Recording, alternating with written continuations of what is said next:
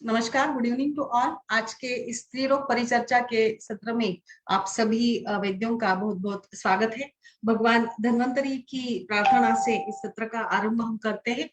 तो जैसा कि हम लोग स्त्री रोग परिचर्चा ये आयुष दर्पण का एक यूनिक कॉन्सेप्ट है, जिसमें हम कई सारे भारत भर के वैद्य इस सत्र में जुड़ते हैं और अपने अपने केसेस शेयर करते हैं। यहाँ पर डिस्कशन होता है, कुछ गेस्ट स्पीकर्स का भी हम सेशंस रखते हैं, कल्पों को पढ़ा जाता है, अलग अलग इसमें अलग अलग सेशंस होते हैं, जिससे एक आयुर्वेदा गायनेकोलॉजी की प्रैक्टिस इंप्रूव होने में बहुत मदद मिलती है। पिछले 3 महीनों से आयुष दर्पण पर इस सत्र को हम लोग चला रहे, तो आप सभी से अनुरोध है कि आप भी इस सत्र में जुड़िए, अपने एक्सपीरियंसेस को शेयर कीजिए। और अगर आप इस सत्र से जुड़ना चाहते हैं तो 9410379397 पर आप संपर्क कीजिए। इसकी जो लिंक है इसमें जुड़ने के लिए अभी मैं आपके सामने यहाँ पर शेयर करूंगी। तो आप सभी वैद्यों का स्वागत है इस हमारे एक यूनिक कंसेप्ट में, क्लिनिकल आयुर्वेदा गायनेकोलॉजी संभाषा, जहां पर अभी जैसे हम लोग यहाँ आज कल्प पढ़ेंगे। यहाँ पर एक कंसेप्ट है, जैसे मैंने कल ही हमने एक कल्प पढ़ा था, जो आज हम उसी सिद्धांत पर आधारित दूसरा कल्प यहाँ पर आज पढ़ते हैं, जिसका नाम है परिपाठाधिकाड़ा। पंचभौतिक चिकित्सा को लेकर खासकर मैंने ये परिपाठाधिकाड़ा जो पंचभौतिक चिकित्सा पर आधारित है, या पंचभौतिक चिकित्सा जो महाराष्ट्र की आदरणीय वैद्य दातार शास्त्री से प्रेरित हुई है, उन्होंने इसका निर्माण किया है, जिसमें पंचमहाभूतों को समझकर पढ़कर जो भी कल्प है, जो भी द्रव्य है, या जो भी विकृति शरीर में हुई है, उसका जो हम निदान परिवर्जन है या जो संप्राप्ति भंग हमें करना होता है, तो संप्राप्ति भंग के लिए यहाँ पर हम लोग पंचमहाभूतों का उपयोग करते हैं। इस प्रकार से ये पंचभौतिक चिकित्सा को लेकर हम आज यहाँ पर आपके सामने प्रस्तुत कर रहे हैं परिपाठाधिकाड़ा। परिपाठाधिकाड़ा तो नाम हमने सुना है, काफी सारा प्रयोग हम सभी वैद्य इसका करते हैं। ज्वर या जो भी मसूरिका, गोवर, कांजना जैसे जो व्याधि है, तो वहां पर एक तिक्त कषाय रस की योजना जिस वैदियों में हम करनी होती है, वहां पर हम लोग परिपाठाधिकाड़ा का प्रयोग तो कर ही देते हैं, शुरू कर ही देते हैं। तो यह इसकी विशेषता क्या है? तो जैसे मैंने बताया कि परिपाठाधिकाड़ा यह पांचभौतिक चिकित्सा का एक मुख्य कल्प है। कुछ गिने चुने कल्पों को ही पांचभौतिक चिकित्सा के जो वैद्य है प्रयोग में लाते हैं, उसमें से एक महत्वपूर्ण कल्प है परिपाठाधिकाड़ा, ताकि ये केवल स्त्री रोगों में ही नहीं बल्कि सार्वदेहिक रोगों में भी इसका बहुत ज्यादा भरपूर मात्रा में उपयोग किया जाता है। इसीलिए यहाँ इसको मैंने प्रस्तुत करने का प्रयास किया, या इसको मैंने पढ़ना चाहा। तो जैसे कि मैंने बताया, पित्त प्रधान संप्राप्ति में कहीं पर भी आप इसका उपयोग कर सकते हैं। जैसे कि पित्त प्रधान संप्राप्ति में तेज महाभूत शरीर में बढ़ जाता है, तेज गुण के कारण जिससे क्षार धर्मीयता बढ़ जाती है, वहां पर हमें इस तेज या पित्त दोष का शमन करने के लिए तिक्त कषाय रस की योजना करती है। मधुर तिक्त कषाय रस से पित्त दोष का शमन होता है, और इसी को ध्यान में रखते हुए इस कल्प का निर्माण किया है। तो सबसे पहले इस कल्प के बारे में, इसमें कौन से घटक द्रव्य है इसको मैं बताऊंगी। जैसे कि सबसे महत्वपूर्ण इसका घटक है परिपाठ या पित्त पापड़ा, जो अधिक मात्रा में इसमें लिया गया। पहले तो मैं इंग्रेडिएंट्स बता देती हूँ, फिर हम लोग एक एक के गुणधर्मों को भी पढ़ेंगे। फिर है इसमें दूसरा है गुलाब कड़ी, रक्त चंदन, ज्येष्ठमध, गुड़ूची, बहुत ही हमें पता है गुड़ूची बहुत ही उत्तम तिक्त कषाय रस वाली और ज्वर प्रशमन करने वाली द्रव्य है। द्राक्षा जो मधुर रसात्मक है, बार हिरडा, ब्राह्मी, हळद, सोनामुखी, धनिया, जीरा, धायटी पुष्प जो संधान के लिए उपयुक्त होते हैं, कडुनिंब, कुटकी, किराइत, वाला यानी खस, उशीर, मुस्ता, नागरमोथा, खैर की साल, खदीर की साल, धमासा, कड़ू पडवल और अड़ूलसा।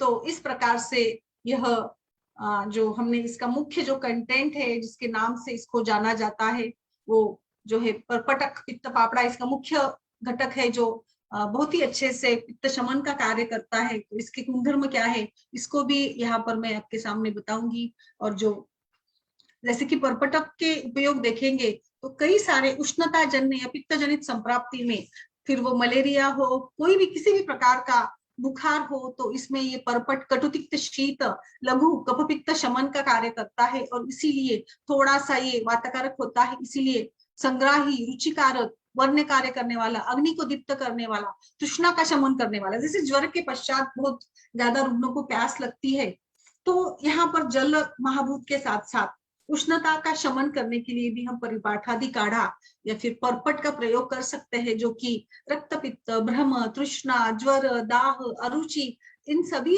रोगों को पढ़ेंगे तो हम समझते हैं कि इसमें जो एक प्यास, दाह, तेज जनित लक्षण होते हैं, इसको कम करने के लिए पर्पट बहुत अच्छा काम करता है, ज्वर का शमन करता है। कभी कभी ज्वर में भी अतिसार जैसे लक्षण होते हैं, तो इसके लिए भी थोड़ा सा स्तंभन करने का काम ये पर्पटक करता है। तो हम इसका जो तिक्त कटु शीत है, इसका प्रयोग जो भी सारे तृष्णा शमन के लिए, कभी कभी बहुत ज्यादा प्यास लगने की भी शिकायत रुग्णों में होती है, या ज्वर के पश्चात होती है, या धातु क्षय के कारण, या दाह जैसे उष्णता बढ़ने के कारण भी तृष्णा अधिक लगती है, क्योंकि ये एक उष्णता बढ़ने का ही लक्षण है। शूल जैसे वेदनाएं होती है कभी कभी, तो इस समय पर आप पित्त पापड़ा का प्रयोग कर सकते हैं। बुखार, सभी प्रकार के बुखारों में, चाहे वो मलेरिया हो, फ्लू हो, किसी भी प्रकार का हो, तो उसमें आप गुरुची, पित्त पापड़ा, नागरमोथा, ऐसे जो सभी पित्त कषाय शुंठी के साथ देंगे तो दीपन पाचन का भी बहुत अच्छा परिणाम। तो सिंपल आपको बस काढ़ा बनाना है इन सभी द्रव्यों का, और आपको देना है तो पित्त का शमन होगा, यकृत की कार्य में सुधारना हो जाएगी, और जो नागरमोथा है तो ये भी शमन करेगा पित्त दोष का, या तिक्त पाचक बताया है, आम का पचन करेगा, क्योंकि ज्वर में भी तो आम निर्माण होता है। ज्वर यह रसवस्तु का प्रधान रति बताया, जिससे हमें रस पाचन, दीपन, या सभी जो शरीर में एक प्रकार से उष्मा, जो शरीर उदरस्थ उष्मा का संचय होता है, उदर में उष्मा जम जाता है, उसको हमें बाहर निकालना है। तो इसके लिए, इसको रिलीज होने के लिए, इसके लिए पित्त पापड़ा बहुत अच्छे से काम करता है। तो इस प्रकार से इसका मुख्य जो कंटेंट है। इसके बाद अभी जैसे इसके कई सारे इसके जो ये बताए हैं, इसको भी हम लोग पढ़ेंगे कि किस प्रकार से इसका उपयोग, परिपाठादि काढ़ा का उपयोग हम करेंगे। इसके जो यूजेस है इसको भी मैं बता देती हूँ। तो सबसे पहले जैसे अभी मैंने इसको बताया, इसको बनाते कैसे, तो ये सभी द्रव्य, और जैसे ये सभी द्रव्यों को काढ़ा बनाना है हमें, या काढ़ा बनाने से पहले इसमें हम लोग धायटी जो है, धातुकी पुष्प को छोड़कर बाकी सभी द्रव्यों को हम लेंगे, और उसमें 16 पट पानी डालेंगे, और अच्छे से एक रात भर उसको भिगो देंगे। एक रात भर उसको सभी द्रव्य लीजिए, आपने जो भी हमने बताए हैं, लाइक अड़ूसा है, या धमासा है, या फिर खैर की साल है, वाड़ा है, हल्दी है, ब्राह्मी है, द्राक्षा है, जो भी सारे द्रव्य हमने लिए हैं इसमें, उन सभी को लीजिए आप, और इसमें 16 पट, 16 मतलब 16 पट पानी डालना है इसमें, और 16 पट पानी डालने के पश्चात इसको रात भर भिगो कर रखिएगा, और फिर सवेरे इसको हमें किस प्रकार से बनाना है देखते हैं। तो सवेरे, उसके बाद सवेरे इसमें से हमें काढ़ा भी, हम काढ़ा बनाएंगे, इसको हम अच्छे से अग्नि पर पका देंगे। तो अग्नि पर पकाने के पश्चात बस 1/4, 1/4 शिल्लक बच जाए, 1/4 बच जाए, इतने तक हमें इसको अच्छे से उबाल देना है। यानी काढ़ा जैसे रेगुलर हम लोग काढ़ा बनाते हैं ना, उसको ऐसे ही हमें औटा देना है, और औटा कर बस 1/4 शिल्लक रह जाए, बच जाए, इतना तक हमें उसको अच्छे से उबालना है, काढ़ा बनाना है। और फिर इसी काढ़े का हम लोग अरिष्ट जैसे बनाते हैं, अरिष्ट बनाने के लिए जो धातव की पुष्प हमें इसमें डालना होता है, उस धातु की पुष्प को हम इसमें डालेंगे।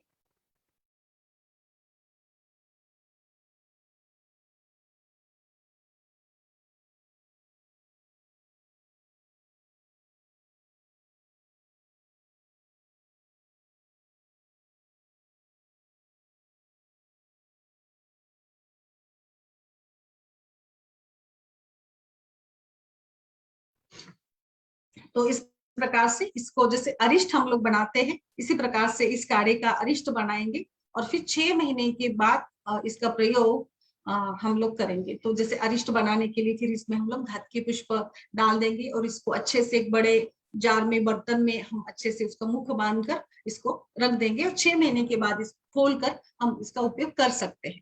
तो इस प्रकार से ये हो गया हमारा परिपाठादि काढ़ा तैयार, जो हमने इस प्रकार से इसको बनाया है। ज्यादा से कई सारे ब्रांडेड के मार्केट में भी मिलते हैं, कई सारे कंपनियों के मिलते हैं, आपको जो भी पसंद आए आपके हिसाब से आप इसको लिख सकते हैं, आप इसका प्रयोग कर सकते हैं। इसकी जो मात्रा है, ये तो 15 से 20 ग्राम की मात्रा में इसको देना है, और इसमें जो अनुपात उन्होंने बताया है समभाग में, जैसे अरिष्ट या कोई भी अरिष्ट हम लेते हैं तो समभाग पानी डालकर ही इसका प्रयोग करते हैं। तो समभाग पानी, बट पानी कैसे यूज करना है, जिसको हमने उबाल कर ठंडा किया है, ऐसे पानी का प्रयोग हमें इस परिपाठादि काढ़ा के साथ करना है तो अच्छा इसका प्रयोग होता है। और अगर आपने खाली पेट सवेरे प्रातः काल में इसका सेवन किया, 1 से 2 3 बार भी दे सकते हैं आप, आवश्यकता के अनुसार, जैसे रुग्ण के लक्षण हो, जैसे जरूरत हो, इसके हिसाब से हम लोग इसका प्रयोग कर सकते हैं। तो सबसे पहले अभी परिपाठादि काढ़ा का प्रयोग, यहाँ पर जो सबसे इंपॉर्टेंट जो मसूरिका, मीजल्स, ऐसे जो व्याधियां है, देवी, गोवर या कांजिन्या, इसमें या कामला, इसमें ये पित्त की ही प्रधान व्याधि है। कामला में भी हमने देखा कि पित्त का ही प्रकोप होता है, और पित्त का प्रकोप होने से शाखास्त्रित या कोष्ठास्त्रित या रुद्धव्रत, अवरोध जनित या भूपित्त कामला, इसी सभी कामलाओं में पित्त का ही प्रकोप होता है। तो इस सभी में जैसे कि ये सभी ऑर्गन्स या ये जो सभी व्याधि है, इसमें उष्णता बढ़ जाती है, तेज महाभूत बढ़ जाता है, और तेज महाभूत के बढ़ने के साथ साथ यकृत, प्लीहा, रुक, मूत्रपिंड, हृदय या मूत्राशय, इन सभी अवयव में भी, इस सभी प्रदेश में भी, इन सभी अवयव या इन सभी स्थानों पर भी उष्णता बढ़ जाती है। तो ये बढ़ी हुई उष्णता, जैसे कि देखिए, जैसे हमने देखा कि ज्वर की संप्राप्ति में भी वही बताया है कि त्रिदोष या पित्त का प्रकोप होकर रसवह स्रोतस में जाकर अग्निमांद्य होता है, और फिर जो उष्मा है वो शरीर में ही अवरुद्ध हो जाता है, कोष्ठ में अवरुद्ध हो जाता है। और इसीलिए जब हम कोई भी कल्प का प्रयोग करते हैं, हम त्रिभुवन कीर्ति देते हैं, हम पैरासीटामोल देते हैं, तो उसके बाद तुरंत रुग्ण को अधिक मात्रा में स्वेदस्राव आता है। तो स्वेदस्राव आना ये लक्षण है कि हमारे शरीर में जो उष्मा अभी तक संचित था, उसको बाहर लाने के लिए स्वेद का स्राव बढ़ाया जाता है। जैसे स्वेदस्राव हो जाता है तो जो उष्मा संचित था वो रिलीज होता है, फिर हमारा तापमान जो है थोड़ा सा नॉर्मल हो जाता है, टेम्परेचर रिलीज होता है, तो हम बोलते हैं कि टेम्परेचर कम हो गया है।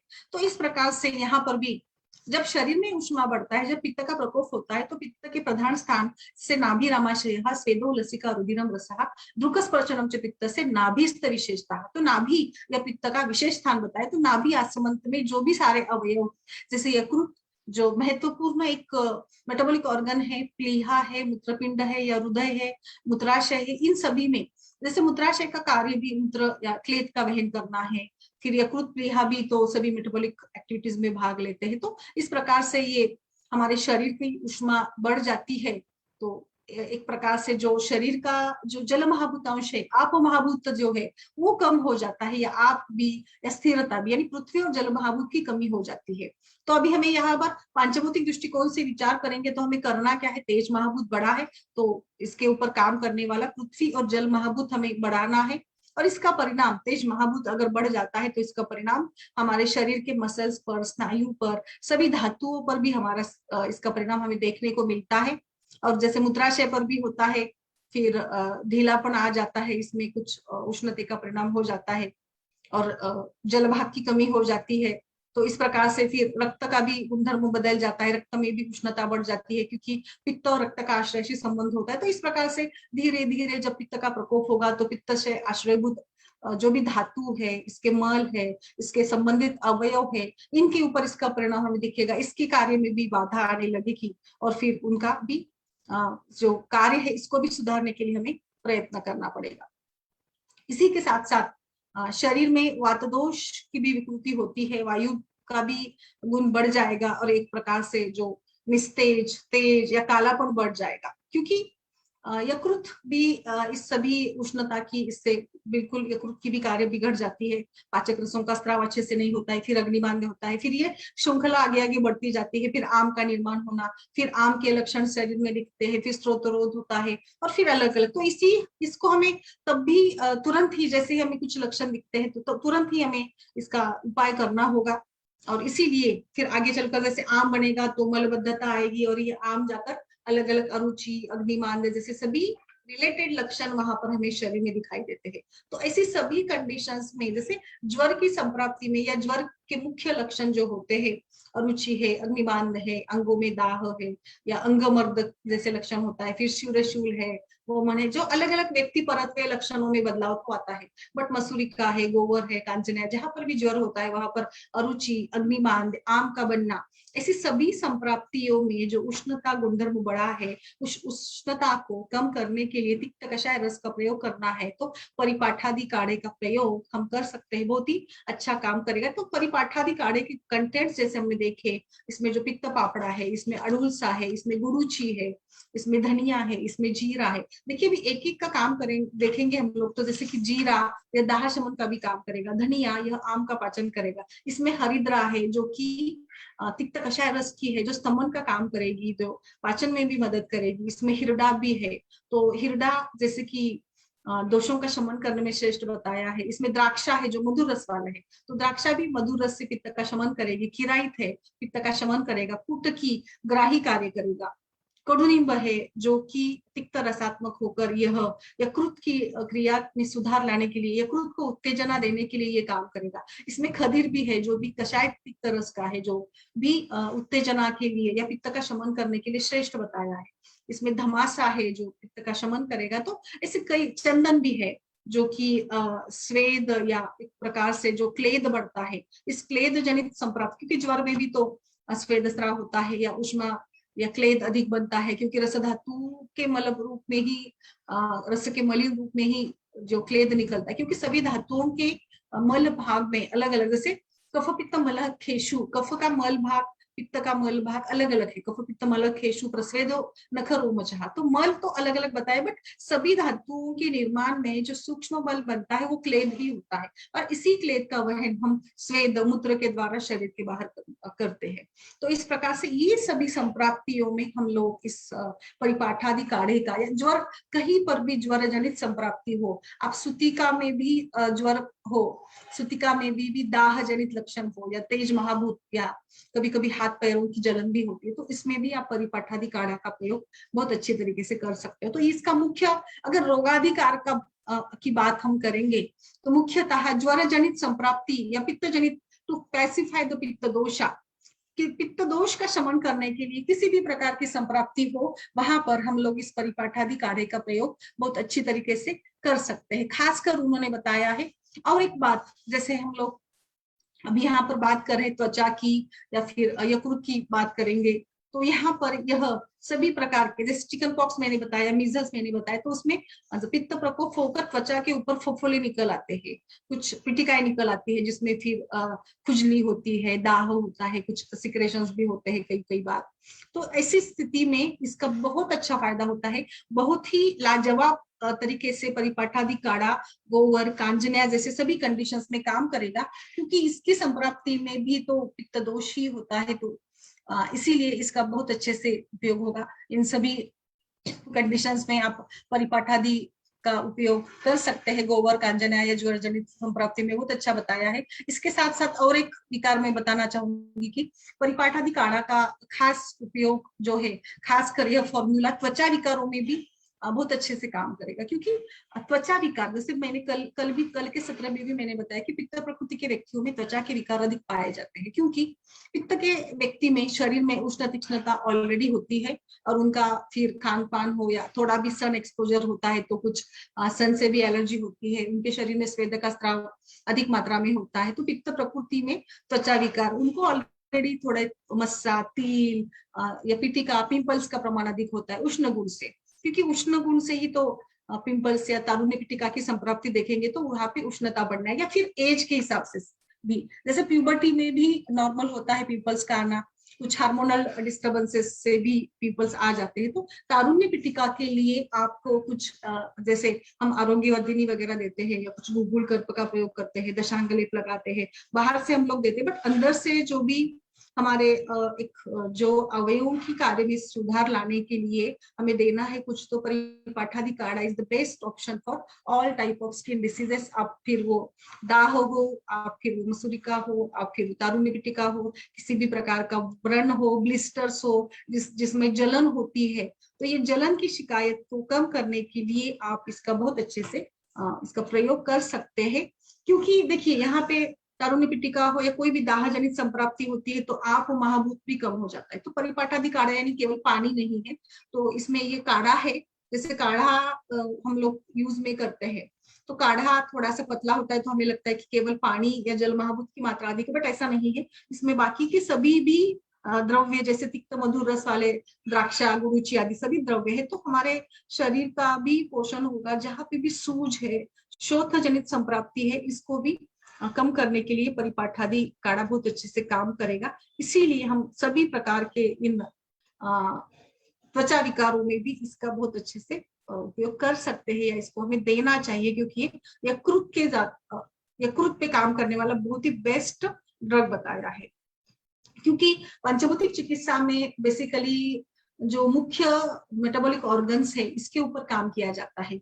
मतलब मूल जो स्रोतोदृष्टि है, मूल जो अवयव जनित दोष धातु मलों की जो संप्राप्ति घटी है, दोष बिगड़ गए, उसके ऊपर काम किया जाता है। इसलिए यकृत का परीक्षण, यकृत की कार्य में सुधारना, ये इसका बेसिक कंसेप्ट होता है। इसीलिए फिर सभी जो भी कल्प है, ज्यादातर जो पंचभौतिक चिकित्सा के कल्प है, वो ज्यादा से ज्यादा यकृत के ऊपर काम करने वाले होते हैं। और इसीलिए फिर, क्योंकि यकृत ही तो पाचक रसों का स्राव करेगा, पाचक रसों का स्राव अच्छा होगा तो पचन अच्छा होगा, पचन अच्छा होगा तो आहार मतलब धातु का पोषण अच्छा होगा। क्योंकि धातु का पोषण करने के लिए हमें आहार रस की जरूरत होती है, क्योंकि पचन यानी क्या, स्थूल पचन में आहार रस बनता है, और यही आहार रस से आगे जाकर सूक्ष्म पचन में धातुओं का निर्माण होता है। तो पचन अच्छा होगा तो सार अच्छा बनेगा, शरीर में सार अच्छा बनेगा तो सभी धातुओं का पोषण अच्छा होगा। तो indirectly liver is responsible for all type of our diseases. सभी संप्राप्ति में आप ज्वर लीजिए, आप काश लीजिए, आप श्वास लीजिए, आप संधिवात, आमवात, किसी भी संप्राप्ति में अगर हमें काम करना है तो हमें यकृत के ऊपर काम करना है। क्योंकि आयुर्वेद में रोगा है सर्वेपि मंदाग्नि बताया, और यकृत यह गृहिणी तो अग्नि का स्थान माना है, बट अगर देखेंगे तो भूताग्नि, पंचभौतिक अग्नि का स्थान यह यकृत होता है। इसीलिए हमें यकृत के ऊपर हम काम करेंगे।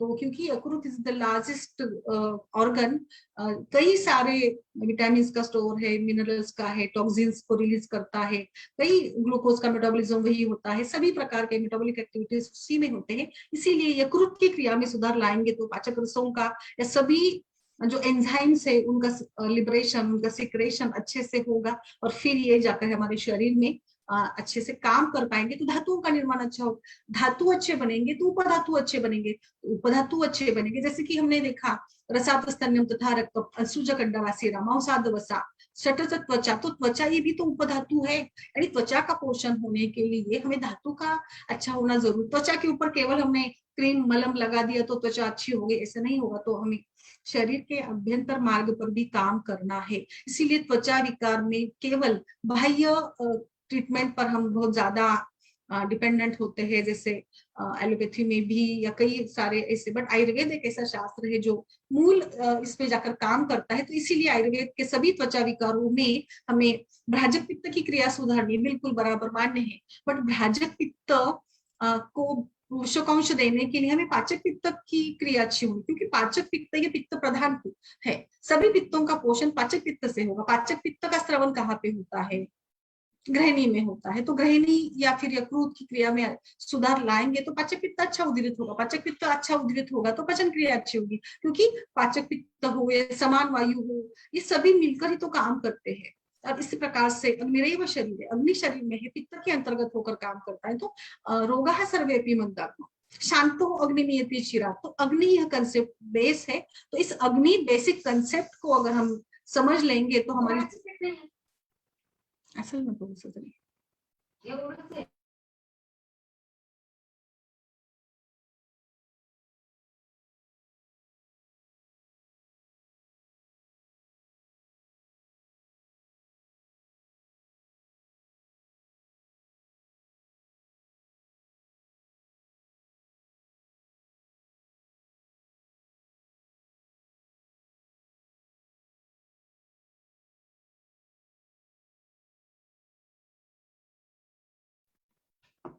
तो इस प्रकार से मुझे लगता है कि इस कंसेप्ट के साथ ही हमें काम करना है। और इसीलिए मुझे लगता है कि इस बेसिक इसमें जाइए, हम ऊपर ऊपर हमें 4-5 कल्प आ गए तो हमारी प्रैक्टिस अच्छी हो गई, ऐसा नहीं है। तो इस प्रकार से रस रक्त धातुओं की अशुद्धि को दूर कर हमें अच्छे धातुओं का निर्माण करना है। तो इस प्रकार से हमें इस ऐसे बेसिक कुछ कंसेप्ट या ऐसे कुछ कल्पों का प्रयोग हम करेंगे तो बहुत अच्छा इसका उपयोग हमें मिलता है। जैसे अभी मैंने बताया यकृत, प्लीहा, मूत्रपिंड, इन सभी अवयवों को जो उष्णता से जो परिणाम हुआ है इससे बचाने के लिए हमें यहाँ पर परिपाठादि काम काढ़ा काम करेगा, जो तेज महाभूत की विकृति को दूर कर आप महाभूत की पूर्ति या आप महाभूत का जो क्षय हुआ है इसको भरकर लाने के लिए ये मदद कर देगा। और इसीलिए एक प्रकार से ये प्रिवेंटिव या क्यूरेटिव मेडिसिन दोनों के तौर पर ये काम करेगा। इस दोनों हिसाब से हमें परिपाठादि काढ़े के लिए सोचना है। पिंपल्स के ऊपर हम काम करेंगे तो तरुण पिटिका में परिपाठादि काढ़ा का प्रयोग करना है। दूसरा मैं बताऊंगी, बहुत ही कॉमन समस्या है डार्क सर्कल्स। तो आयुर्वेद के परिप्रेक्ष्य में सोचेंगे तो एक्चुअली यह वातवृद्धि की समस्या है। जैसे काश्य काशोष्ण कामित्व, कम पाना शकृत ग्रहण, बल निद्रेन्द्रिय भ्रंश प्रलाप मोहदीनता, मतलब वात की वृद्धि होती है तो रस धातु का क्षय, रस की विकृति से ही एक्चुअली डार्क सर्कल्स जो आते हैं। तो इसके कई बार ऐसे होता है कि नींद नहीं होती है, स्ट्रेस फैक्टर है, पोषण अच्छा नहीं है, एनीमिया है, रस धातु का काम बिगड़ा है। तो रस धातु का काम बिगड़ने के लिए रस पाचन हमें करना है तो तिक्त कषाय शीत कषाय द्रव्यों का उपयोग करें। इसलिए परिपाठादि काढ़ा हम देंगे तो भी बहुत अच्छा। डार्क सर्कल्स के लिए बहुत बड़ी समस्या होती है। कोई बोलता है कि बटाटा लो, बटाटे के इससे भी कालापन दूर हो जाएगा, या फिर कुछ हीमोग्लोबिन बढ़ाने का उपाय होता है। बट ठीक है, वो तो सब हमें करना भी चाहिए। बट इसके साथ साथ परिपाठादि काढ़ा का भी बहुत अच्छा परिणाम इस ब्लैक डार्क सर्कल्स में मिलता है, क्योंकि यह वात का प्रकोप भी है। और वात के प्रकोप के साथ धातु में कुछ रस धातु में शिथिलता आती है। तो इस रस धातु में शिथिलता को दूर करने के लिए हमें तिक्त कषाय रस के द्रव्यों का उपयोग करना है। तो इसीलिए यहाँ पर इसका बहुत अच्छा उपयोग हो सकता है। दूसरा मैंने बताया कि ज्वर के उपद्रव स्वरूप में भी जब अग्निमांद्य होता है, भूख कम लगती है, कभी कभी मलावष्टम्भ भी हो जाता है, तृष्णा लगती है, प्यास लगती है। जैसे ज्वर तो चला जाता है बट इसके पश्चात भी कई बार रुग्णों में दुर्बलता देखी जाती है। तो ऐसी कंडीशंस में भी हम लोग ये परिपाठादि काढ़ा सवेरे शाम दे सकते हैं।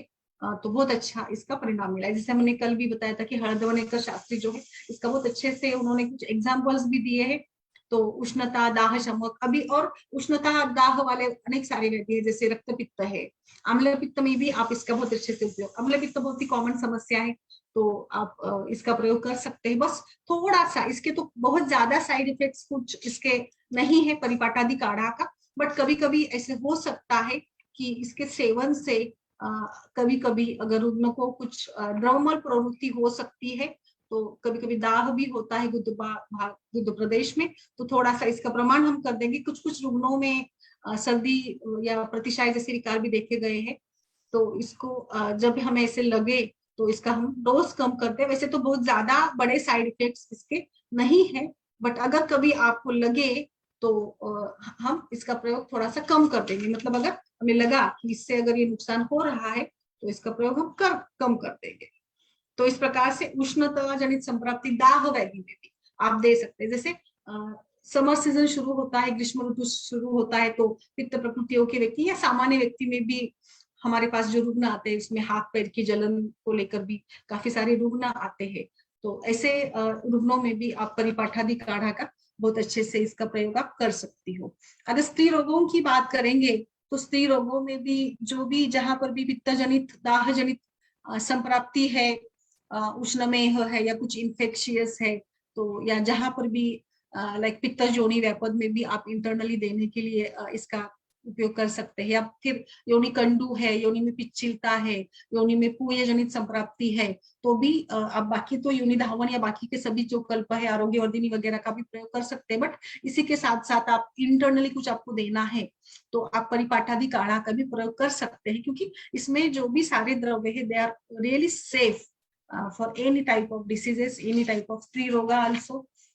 कभी भी आप इसका प्रयोग कर सकते हैं, क्योंकि पित्त जनित संप्राप्ति है तो आप इसका उपयोग कर सकते हैं। तो इसलिए पित्त योनि व्यापद हो या फिर कुछ कंडू दाह जैसे पित्त योनि दृष्टि हो तो भी आप इसका प्रयोग कर सकते हैं। कई बार श्वेत प्रदर की समस्या है तो इसमें भी कभी कभी बदबूदार या फिर जैसे सिक्रेशंस होते हैं तो इसमें भी आप इसका प्रयोग कर सकते हैं। कभी कभी वजाइनल एरिया में कुछ ब्लिस्टर्स फफोले आते हैं, इसमें भी कुछ पूयजनित पाकजनित संप्राप्ति है, रेडिशनेस होता है, तो भी इसका इस्तेमाल आप बहुत सेफली कर सकते हैं। इसका बहुत अच्छा परिणाम मिलता है। कई सारे रुग्णों में हम बाकी सारे कल्पों के साथ, आरोग्य वर्गिनी मूल कल्पों के साथ या कई सारे बाकी के भी कल्पों के साथ हम लोग इसका प्रयोग कर सकते हैं। कोई भी प्रकार की स्किन की रैश हो, आर्टिकेरिया हो, शीत पित्त हो, कुछ खाने में आ गया, कुछ लग गया, कुछ भी ऐसे, कुछ कभी कभी कुछ गलत तरीके से प्रोडक्ट्स, कॉस्मेटिक प्रोडक्ट्स का इस्तेमाल हम लोग कर देते हैं, तो उसमें भी हमें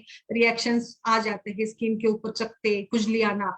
तो ऐसी कंडीशंस में भी ब्लिस्टर्स वगैरह आ जाते हैं जैसे, तो उसमें भी हम इसका इस्तेमाल कर सकते हैं। तो उष्णता जनित संप्राप्ति, पित्त जनित संप्राप्ति में कहीं पर भी आप परिपाठादि काम अच्छा होगा। और जो भी व्याधि है, जैसे हमने कई बार देखा कि हम व्याधि के ऊपर ऊपर सोचते रहते, बट जो भी व्याधि में हमें लगता है कि हमें पाचक पित्त के ऊपर, हमें अग्निमांद्य के ऊपर काम करने की जरूरत है, ऐसे सभी व्याधियों में यकृत जनित संप्राप्ति का भंग करने के लिए, यकृत की क्रिया में सुधार लाने के लिए आप परिपाठादि काढ़ा का उपयोग कीजिए, क्योंकि इसमें गुड़ूची है, इसमें नागरमोथा है, इसमें कूटकी है, जो बहुत अच्छे से बेलन का भी काम करती है। और इस प्रकार से आप परिपाठादि काढ़ा का प्रयोग बहुत अच्छे से इन सभी व्याधियों में कर सकते हो। It is the best line of treatment, best choice of drug for all type of पित्त विकारास। फिर वो स्त्री रोग से जुड़े हो, स्त्री रोगों में भी कभी कभी प्रेगनेंसी में भी दाह जनित संप्राप्ति होती है, तो भी ये सेफली आप यूज कर सकते हैं। मूत्रपुच्छ, मूत्रदाह आदि लक्षण भी होते हैं, तो आप दीजिए जरूर, क्योंकि इसमें पुनर्नवा है, इसमें द्राक्षा है, इसमें गुरुची है, इसमें चंदन है, इसमें हरिद्रा है, इसमें खस है, कूटकी है। तो बिल्कुल आप मूत्र दाह में भी, बर्निंग मिक्चुरेशन के समस्या में भी इसका उपयोग कर सकते हैं। जहां पर भी बर्निंग सेंसेशन हो, बच्चों में भी आप इसका थोड़ा सा डोज कम कर दीजिए। हाँ, और एक है प्रिकली हिट। जैसे मैंने बताया कि ग्रीष्म ऋतु में दाह जनित, तो हाथ पैर की दाह लेकर आते हैं, रुग्ण आते ही, वैसे ही कुछ लाइक ये होते हैं ना, क्या बोलते हैं इसको, घमोड़िया। तो घमोड़ियों के इसमें भी इसका बहुत अच्छे से प्रयोग हम लोग कर सकते हैं। 2 मिनटात करते, 2 मिनटात करते थे। हॅलो, हाँ 2 मिनटात करते थे हम। तो घमोड़िया के बहुत ही घमोड़ियों को लेकर भी रुग्ण हमारे पास आते हैं, तो भी आप प्रिकली हीट वगैरह, हम लोग तो पाउडर वगैरह बाहर से लगा देते हैं, बट इंटरनली अगर आप देंगे तो फिर आगे जैसे तृष्णा, फिर प्यास लगना, दाह, तो उष्णता जनित संप्राप्ति के लिए बहुत ही घमोड़ियों में भी आप इसका बहुत अच्छे से इस्तेमाल कर सकते हो। तो इस प्रकार से काफी सारे व्याधि मैंने यहाँ पर बता दिए हैं, जिसमें आप इस परिपाठादि काढ़ा का प्रयोग अच्छे से कर सकते हो। तो मुझे लगता है जितना हमने यूज करते हैं इस प्रकार से मैंने यहाँ पर पंचभौतिक इसके अनुसार, इसका डाइजेस्टिव भी है, ये डाइजेस्टिव रूप में भी देंगे। जैसे मैंने बताया, ये क्रूड की क्रिया में सुधार लाता है। हीट स्ट्रोक में, सन स्ट्रोक में, प्रिकली हीट, समर सीजन में कोई भी पित्त की शिकायत हो, या फिर रक्त पित्त जनित संप्राप्ति हो, अरुचि, अदमान, रुल्लास जैसी शिकायत हो, कुछ नोजिया, वोमिटिंग सेंसेशन होता है, तो भी आप परिपाठादि काढ़ा का इस्तेमाल कर सकते हो। बहुत ही अच्छे रिजल्ट से, बहुत ही बेस्ट चॉइस ऑफ ड्रग है। और इसको मैंने पंचभौतिक तरीके से समझाने का यहाँ पर आपके सामने प्रयास किया है। बताइए, यस संजू, बताइए, कुछ केस है आपकी? Yes doctor Anju.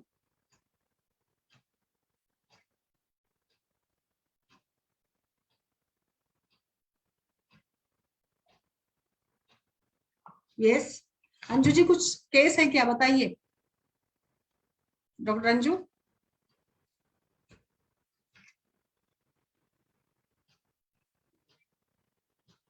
और किसी का कुछ सवाल है तो पूछ सकते हैं। डॉक्टर कैलाश चावला जी नमस्कार, डॉक्टर गोपाल कुमार जी नमस्कार, प्रणाम, अरुण यादव सर जी, वरुण कुमार जी, डॉक्टर उषा जी, डॉक्टर स्मिता, सभी का, सभी को नमस्कार। और अगर किसी को कुछ सवाल है तो बिल्कुल आप पूछ सकते हैं।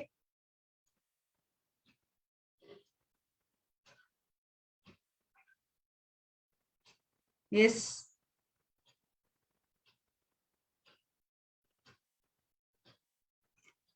अंजू, आपका कुछ है सवाल? और आप जी सभी नहीं, से। हाँ मैंने मैम कभी यूज नहीं किया, अभी अभी इसको करूंगी मैं यूज। हाँ, बहुत अच्छा उपयोग होगा। आप ना पित्तजनित संप्राप्ति में ना कहीं पर भी इसका प्रयोग कीजिए, अच्छा जी रिजल्ट मिलेगा आपको। पिंपल्स में भी आप दीजिए, क्योंकि कैसे लड़की आती है ना हमारे पास पीसीओडी की, तो पीसीओडी की लड़कियों में भी कुछ लाइक, बाकी तो गूगल आरोग्योदिनी देते हैं, तो परिपाटादि भी हम लोग अच्छे से दे सकते हैं इसमें। जी मैम जी। हाँ, और कुछ है केस अभी बाकी की केसेस का कैसा है फॉलोअप आपका, वो भी बताइए। मैम ठीक चल रहे हैं, बाकी अभी न्यू केस तो अभी शायद कल हो, तो फिर अभी अच्छा। तक तो वही चल रहे हैं जो चल रहे हैं, ठीक चल रहे हैं मैम वो तो। हाँ, अच्छा, मतलब इफेक्ट आ रहा है आपको? जी मैम जी। ओके ओके, मतलब उस वो भी थोड़ा फॉलोअप देते रहिए कि लाइक फिर हमें भी पता चले। जी मैम जी मैम, वो डेफिनेटली मैं दूंगी। अभी आएंगे ना तो फिर उनका फॉलोअप जो भी होगा मैं डेफिनेटली शेयर करूंगी। बिल्कुल बिल्कुल बिल्कुल, क्योंकि वो भी ज्यादा जरूरी है मुझे लगता है। जी फॉलोअप भी जरूरी है, बस हमें भी समझ में आता है और आगे भी कैसे दृष्टिकोण हो हमारा, ये भी हमें पता चलेगा। बिल्कुल। जी जी जी। Yes yes. तो परिपाठादि काढ़ा आप यूज कीजिएगा, बहुत अच्छा कल्प है। और आप सभी वैद्यों से भी मैं बिल्कुल इसके लिए ये करूंगी। और अभी हमने, जैसे मैंने बताया शुरू सत्र के शुरू में भी, कि आयुर्वेदिक गायनेकोलॉजी संभाषा, ये एक आयुष दर्पण का एक अलग सत्र है, जिसमें आप बहुत इजीली शामिल हो सकते हैं। बस एक गूगल फॉर्म आपको भरना है, और इस गूगल फॉर्म को भरने के पश्चात आपको ग्रुप में जोड़ दिया जाएगा।